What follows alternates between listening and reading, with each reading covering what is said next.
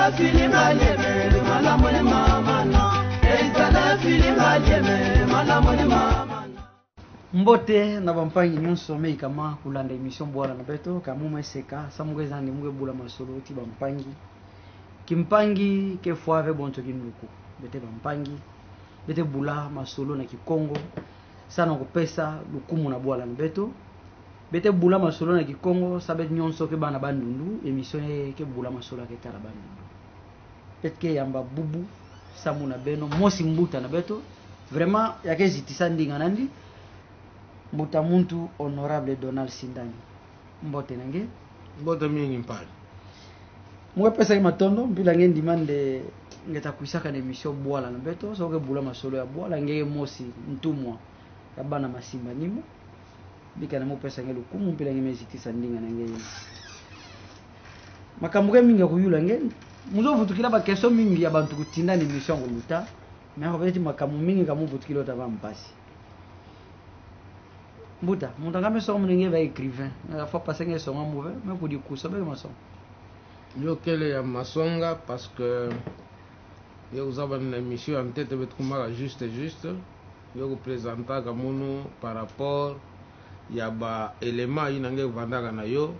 ikele munu ve feto kuzabisa nge inki yankaka muno ke kusalaka. Yo kele ya masonga ya keleka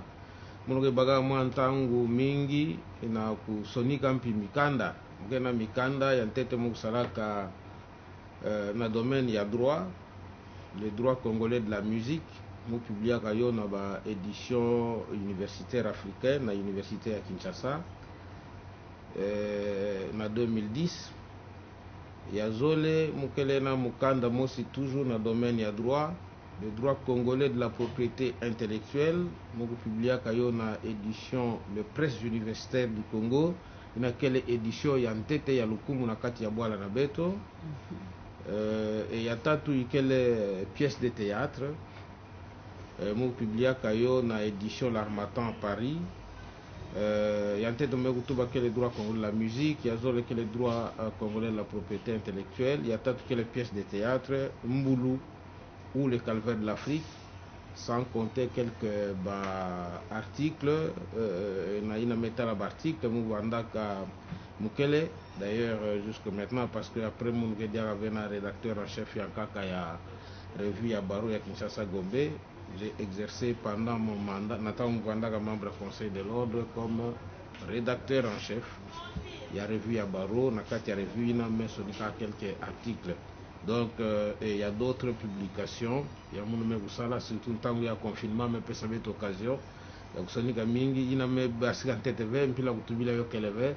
na bilum que vous ça sûrement ben la vous abilay. Vous avez un musicien.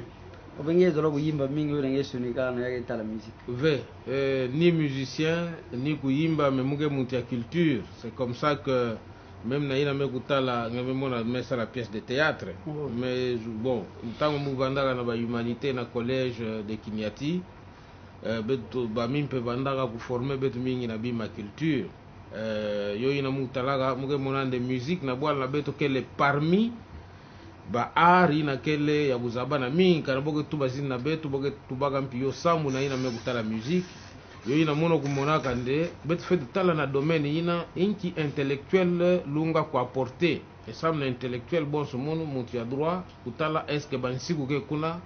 kana nsiku yo ikele inki nsiku ina ke kutuba et kanyo kelve qu'est-ce qu'il faut faire et là mu bandaka déjà na ku proposer une loi organique, une loi mais kutala mambo ya musique yo na musalaka livre sur les droits congolais de la musique qui pose des règles et des jalons sur domaine ina livre novanda préfacé par ministre époque ya culture monsieur Esdras Kambale. Donc bon mikanda kele na ba bibliothèque bantu na kesona kumona yo bota kutanga boku bagisa mabanza na beto na mambo ina yo. Est-ce que ba musicien etanga yo on va biser ba mingi wetanga ve bozambi ba droit na bove ve bo nyonto ve mingi hein. Oui mais par rapport à livre ina mmegu vandaka avocat ya société congolaise ya droit d'auteur et droit voisin so ndeke na boku bakisaka yo kelna bo betke kusolaka na boti bubu yai na mambo mekutala surtout droit d'auteur et droit voisin ngelungu yufula yo na place ya Kinshasa awa bolongo zabisa ngende kanakele na bantu tatu uya na kati ya Congo tatu uya na mambo mekutala droit d'auteur et droit voisin kana boko tanga iya zubura tanga zina ya mpangi nange inakele na plateau ya mbutangeta wa makasi fe muntu moti mesongela mudi akande oui tout ça ongeke va faible scientifiquement ngesunika ve ngetanga ve mengezora ngetuba mingi veina kele droit na yandi sambu ya kutuba mambo ina me bampa bubu ya boge bumba kima mosi ve mutina kezola kuzaba yanki mutuke kusalaka kele na ba mécanisme ya lungu vérifier sur Google ou partout ailleurs ya lungu zaba yanki mutuke kusalaka kele mambo ya kutuba ve na munoko donc kele mpasi ve bantu ina kuzaba bogu zaba ina kuzaba ve yo kele droit na yandi même na kukonda ngelu zitu menge fetu wa makasi ve donc muta wa makasi ve mulu fait pesa bamvutu na mpangi nake kuzaba ve parce que yake ve obligé ya kuzaba mambo yonso abetke kusala mbuta bukanga lonzo nge mwana bandundu nge nganga mayele ke munu ve ke premier ministre yidu nkamba na bana bukanga lonzo mbongo mingi kukota na projet yameluta kuna ke mona nde nsaka mesalama mingi na bandundu ketinge mosi bonso nganga mayele nki impact ya projet ina nge santirayo obengeke waka na makutu nde bukanga lonzo ke na mbanta na beti ya kuyo kima ya ntete kele nde beti fait rappeler de mbongo baskaka samu na projet ina kele au moins 150 millions de dollars 150 millions de dollars projet ina parc agro-pastoral ya Bukanga Lonzo mfunu na yo kelenki kusala nde mambu ina mekutala agriculture ikele mambu ya bilanga na mambu ina mekutala kusansa bitwisi yo kukwenda na ntwala na bwana na beto projet bonsu ina kele projet ya kuluta mfunu sambu nanki bantu fetu vanda na bima ya kudia ina boge kusala na bilanga me bilanga ina boge kusala na mayele mingi na ba machine kelve bilanga ino betike sala bonso ya betike kusala yo na nima ya inzo etc mais na nima na yo kelempi bitwisi kuvanda mingi sambu yo permettre bantu na kuzinga mbote et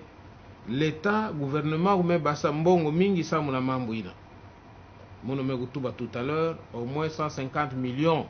ya dollars mais projet ina kubandaka na 2014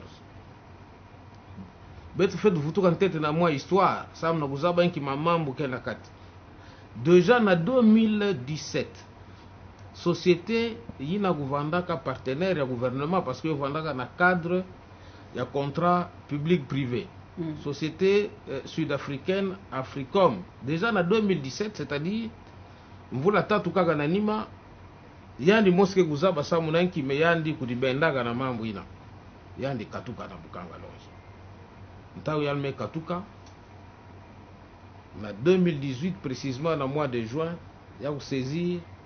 Cour internationale d'arbitrage de Paris yandi ke lomba enki République démocratique du Congo kuvutudila yandi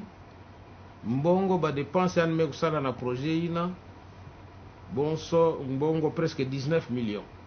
déjà na ntangu ina bantu na yoske kulandaka mambo ina malembe bokutubaka awa kele na kima ya mbote ya mbikele guluta malheureusement mbongo ya leta mekubasikaka partenaire ina zigu mpya kutulaka mbongo na yandi yo ina kwenda kulomba yo na Cour internationale d'arbitrage de Paris me yo kisalu ya betu vandaka kukinga beto bana Congo nyonso mentete beto bana ya Bwala donc bana ya Grand Bandundu kisalu ina zuku mbala mosi masango kubasika mingi na Kinshasa bantu waka kesi menanima nkombo mosi memo nanaka ve manioko memo nanaka ve yo mepesaka mpasi yo ina ba projet ya mpilina ke ya mfunu kansi beto bana ya Congo surtout beto bana ya Bandundu sambu yo kubandaka yo kele na Bwala na beto fait kangula meso na mpila ya mbote pour que yo kusalama non seulement yo ta pesa kabima mingi na kati ya mbanza Kinshasa betu lungo ko exporter MPB maina mendambu ya Kisalu ndambu ya Luzingu mpilungo toma kuna na kati ya bwala na beto me mutindo mambo ina meguluta ya keleka yo kele pesa beto mwama wa mingi mais beto kele na ba élément nyonso ve ya dossier non seulement sur le plan technique betza venki mambo gulutamaka na ba étude boge sarangeza boge vana nzokana mos bien mos boge longaka pédologie kutala ntoto ke inki mutindu bimi na nyonso beto takuzaba ve bon sur le plan financier inki gulutana puis beto kuzaba ve mais beto kia beto ke kuzaba kele kakande projet na pesa beto espoir mais espoir na beto megutina mbuta ngeke député provincial makama bukanga lonzo mais muzola mu ngindo mo kusila munantu nge bonto mona ya bandu nge zabadi solo ya ba village agricole sambongo mpibi basika mingi ntango ya mbuta Jean Kamisendo kovanda gouverneur projet ina yo vanda ya gouvernement central ve yo vanda ya gouvernement provincial kitinge mo venda mpi kuvantsaka ya mbuta kusalati gouvernement na ndi bubu ata souvenir mo tpete vanti ove mambo ina gulutaka na question nange avant question nange me vana ba affirmation kele mpi yange kansi muzola kutubila mambo ina ntango beta tuba na mambo me kutala gestion ya province ya Kwilu sambu na programme ya gouverneur Willy Chundala ya kutulaka mpi mambo ya relance ya projet ya village agricole bon comme tatuba yo tavanda ya nsuka ngeta vutukila ngivula ina muta vutukila yo tatuba yo na nsuka mais muzola ngetuba mwa fioti na ya ketala palu ke parti ya nene parti national mais banda mbuta na beto yake bavana mpi mutu abandundu mbuta Lugi Gizenga yameka tokubika beto mvala ngasa ke monika na palu na côté ya bambuta Mayobo bomesala palu ankake na 4e rue e bambuta na betu na nkaka na bikala na matiti nge bonzo mwana bwala ngeke mona makama palu na kimti alors fo be yotazi ntete par rapport na affirmation nange je pense que sauf kana information na muka ya mbote ve kele ve mpangi Mayobo mutuke na 4e rue na 4e rue fait vanda mpangi secrétaire général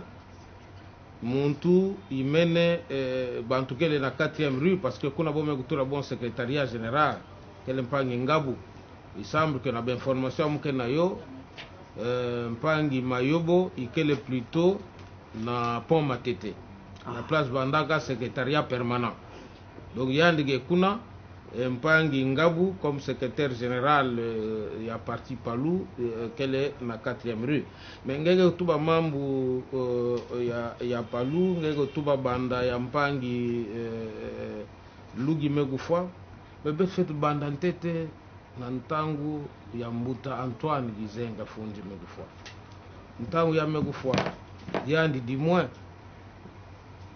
nansi na yandi vandaka na mpangi Lugi Megusala Kisalu na ntangu ina ya yandi vandaka flambeau ya Palu ikele na Zulu mais ziku banta kuyuvula munu me yage tuba Palu samu nanki ngeke zabande bimvuga ya politique na bwala na betu na sociologie ya betu même ba bimvuka moto yankaka ya Nzambi boge lwatisaka yo baluse ya ba province ya bikanda yankaka beno zabane betu kana boge tuba politique boge tuba ande boge binga betu bayaka kwa kuse nde baya kele banti ya Palu mais betu ke na fier pour ça yo ina betu fait vanda na kiese kana Palu ke kwenda ngolo ke kwenda na Ntwala kana Palu ke ngolo mais kana Palu ke na mpasi yo fait pesa betu effectivement mawa yo ina na ntango ya mbuta Gizenga yandi mebigisa mpangi na beto Lugi Megufwa yandi mpi menanima na yandi mambo ikele alors na mambo ina betu kele na conseil ya kupesa bove bantu ya Palu sabo megulomba ve conseil boko pesa na muntu na megulomba yo kansi beto ke pesa avi na beto bonso bana ya bwala sambu kana betu tambul na Kinshasa betu kutana na mpangi ya province ankaka kange tuwa nge politicien da yifula ngete ya Kwilu ya Bandundu nge muntu ya Palu sabu na yo inakaa betu fete tu bande kimbwa maina ya mbuta Antoine Gizenga mekupikisa baina kele na kati na yo boku fwa yo ve sambu kana boku fwa yo boku fwa mbuta Antoine Gizenga mbala zole na nitu ya mekufwaka na mabanza na yandi ya politiki ikele na kati ya palu baina kele kuna bantu na kegunwana kana bokele 10 ngeda mona nde nana lungu vanda ya Grand Bandundu ibuna inki mfunu boku nwana na kufwa kimaina ina kele symbole ya beto yonso ata konso muntu mekubakaka nzela na yandi ankaka memunu kele na ba raison personnelle ya kundimande palu feto kwendaka na ntwala mukele na parti na mono sina na yo beno kuzaba me parti ina imene kukatuka ba dirigeant na yo mingi kele ba ancien ya palu donc palu kele bonso tata na beto kele vena mwana lungu ndimande tata na yandi kufa na maladi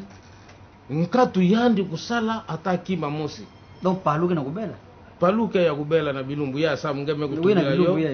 ngeme tubila yo na mambo mekutala ngege tuba ba siège muge mona ndege ba siège zoleve muge mona permanence ke kuna na 4e rue et puis secrétariat général pardon permanence kele na pont Matete et puis secrétariat général ikele na limité 4e rue alors ba mpangi na ba mbuta ina yonso kele kuna na kati boku vanda kaka na ngindu mosi mbuta Antoine Gizenga matondo mbuta zidisa yandi s'il vous plaît kana boku zidisa yandi yandi kufamba la zolwe ba mpangi ya palu beba wabo mangi mbuta rentrée parlementaire na beme pusana mvula mosi ya mbuta wili etunza lakini akudiatisa province bovanda ba candidat tatu na kwilu beno bezola yandi kuluta ta profiter na upesa mbuta fumani mbote ti Joseph ina nka kuvanda ngwabika longi na muna campus bezola wili etunza kuluta je pense que be sepelati programme nandi bubu muge solula ti beno bantu nyonso muge wa mingi na makutu nde bege zo vutuka samu na kubuisa yandi yakatuka gouverneur bege sala yo samu kwango mebuisa ya bo tima indombe bewe na bezo landila bo sabo ino zina Grand Bandundu obebe zo buisa ndi samu nde tipa na gesala kisalu ya kitoko ve nkimvuto ngelo pesa kima ya ntete ngeme kutuba benge zo kubuisa yandi ngekuzaba kana yo vandaka na kati ya bwala na betu ve mulonda kutuba mambo ya iva mugezo kutuba ntango ya aluye na bampangi surtout bambuta bantu boku lolula munu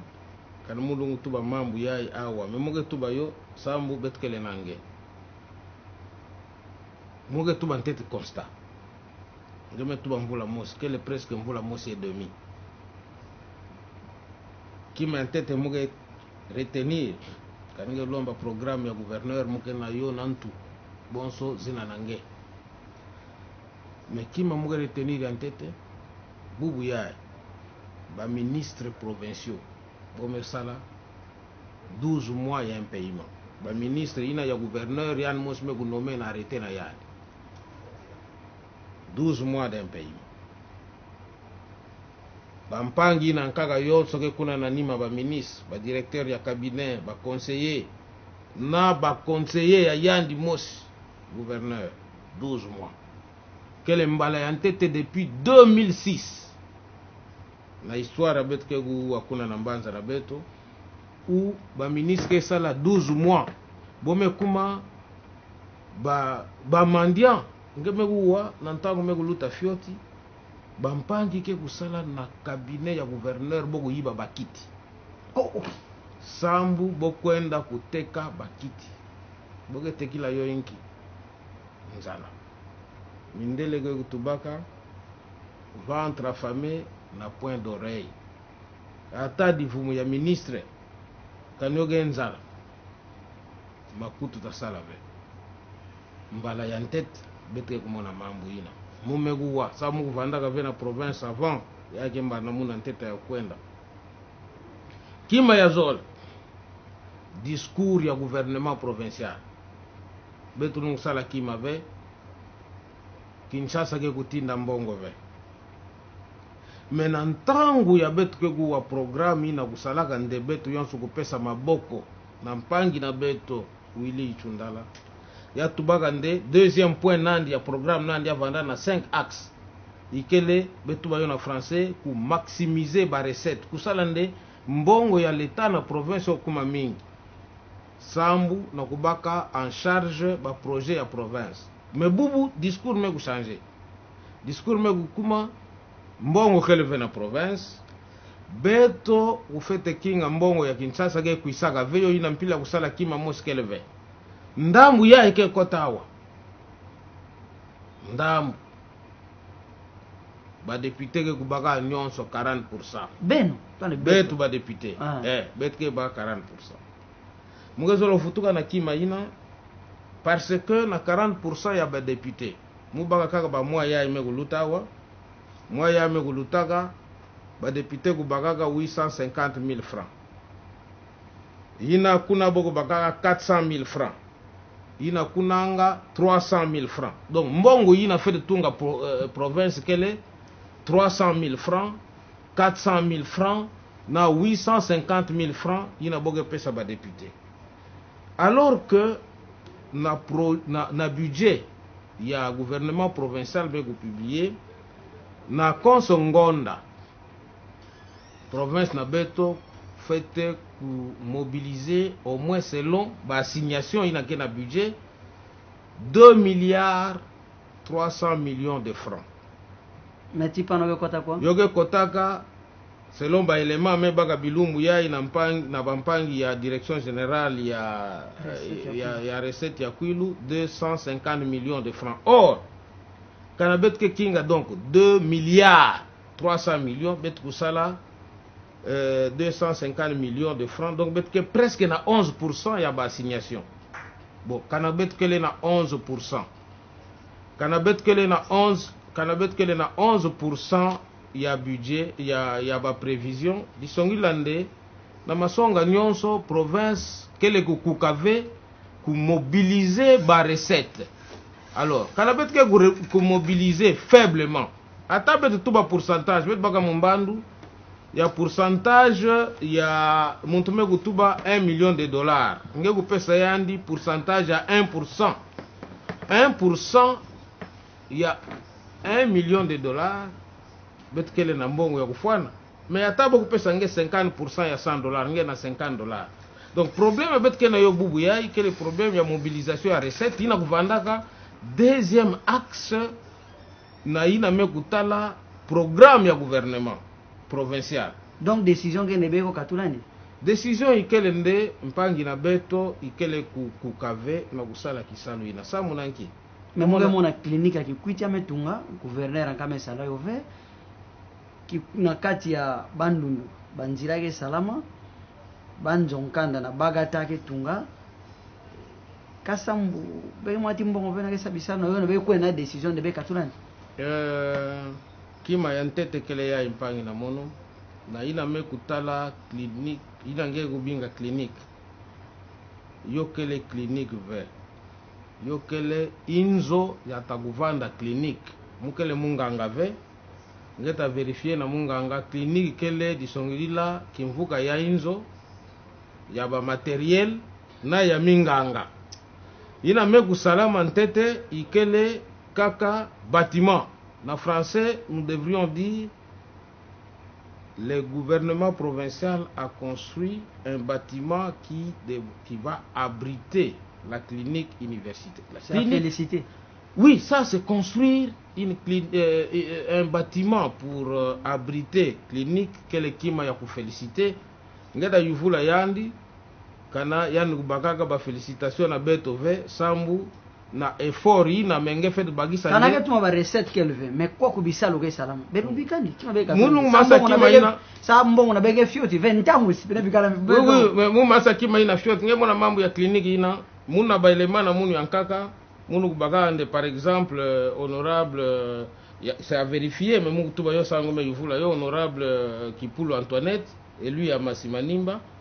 kutundaka basaki ya ciment avant nkutunde yande mpangi na beto ichundala kuvala gouverneur pour ça yo ina bima ina yons bet fait vérifier bien ngame tuba mambo ya ba école na Bagata ya bome kutunga école mosi veme kutunga na Bagata bome tout la peinture na école na Bagata c'est à féliciter. Oui, pour la peinture, ça peut coûter peut-être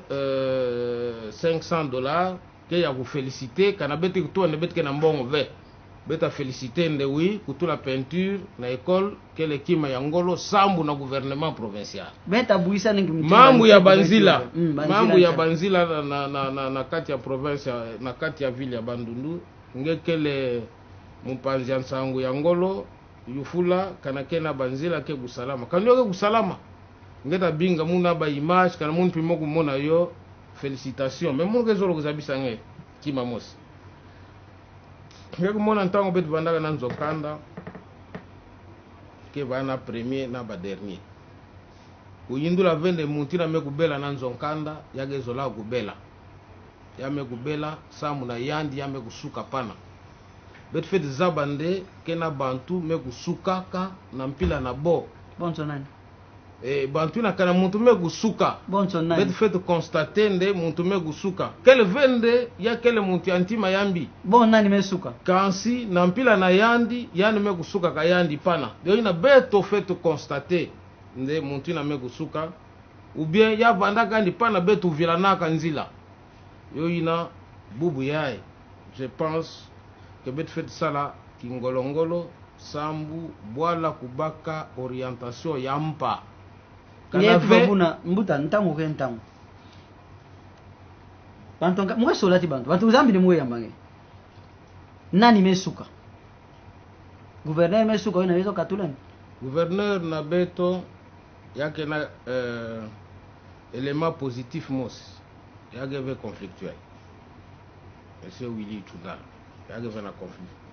mais sur le plan il y a compétence kele na bima mingi ya bedlungu reprocher an memuke kutubande beto kele na plateau ya télévision bampanyi kezo zabasi oui bola na beto munu kele ntete député provincial qui foule na munu ya ntete kele na kati ya assemblée provinciale et muke tuba kaka sa bampanyi kuzabande mpangi na beto imene kusuka aye kukalia yandi muzaba veka ina ke bon pardon buta kenge me constater yo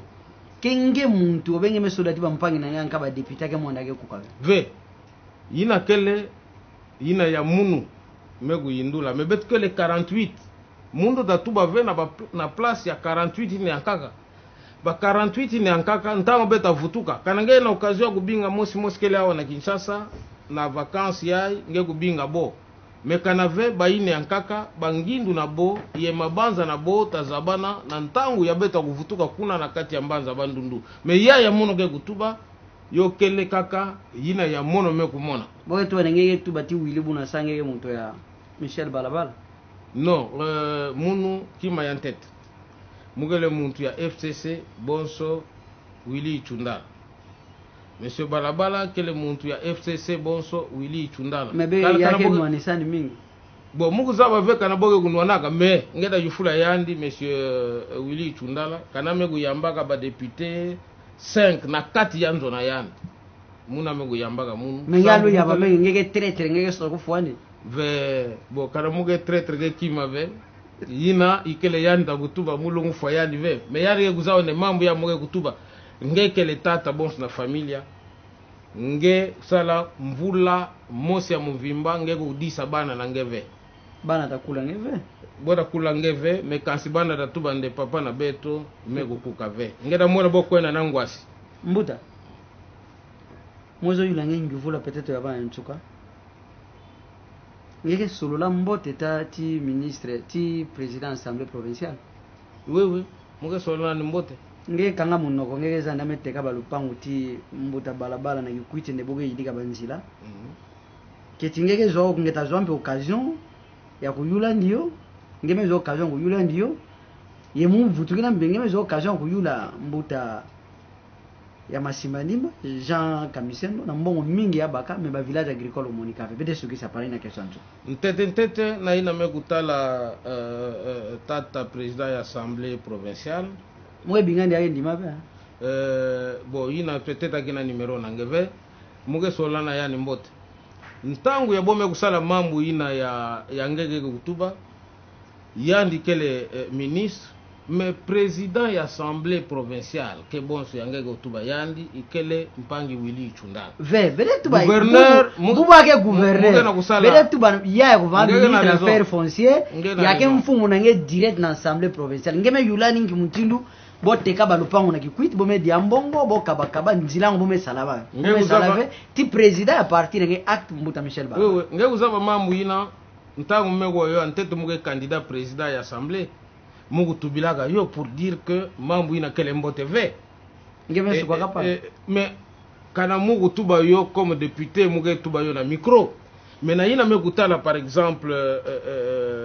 ntu mutini mambo ina yonso meguluta il faudra que betu ntango yangeza ne mambo ina mekupela mwa mingi bilumbu yaya yo tafutuka awa betike kufutuka na assemblée awa betike kufutuka na session ya septembre betu ke vutula mambo ina na kati ya assemblée provinciale sambu débat na yo kusalama mingeta teka Michel Balabala kele kuteka ve emission moko mana nsuka kele kuteka muntu ninga nanga nsuka emission mesuka kele kuteka muntu ndio mwana leka kwa kaminga mutuba wewe kele kuteka muntu ve ninga nanga nsuka mbuta ntango meluko bome ika direct ninga ya nsuka kele mpila yai kele kuteka muntu ve kele kuteka président ya assemblée provinciale ve kele kuteka Michel Balabala ve kele kutala nde mambo ina na mutindu yo kusalamaka intérêt ya province ya Kwilu kuvanda na Ntwala kana kele na bantu kuvandikisaka mambo ina bo kuvanda responsable na ba fait ina ya bo kusalaka kana kele na bantu kusalaka mpikima ve na ina ke kutuba na kati opinion bo kulave bo de sorte que beto bangenzi ya population mambo ina beto fete tubila yo e beto sala mutimbo ke tubaka na français kutire yo au clair tabo piange lupangu ngeda changer ve matondo na bampange melanda mbuta na beto avocat député provincial Kwilu mpela metuba sauna yandi paloge ya kufwa il faut bonwana sambu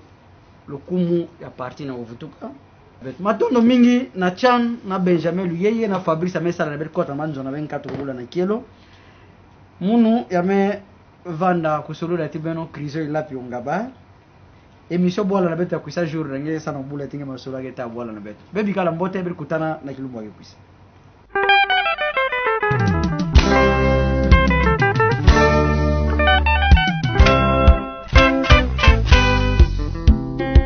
Papa ogin kama na wanje bonje bo banam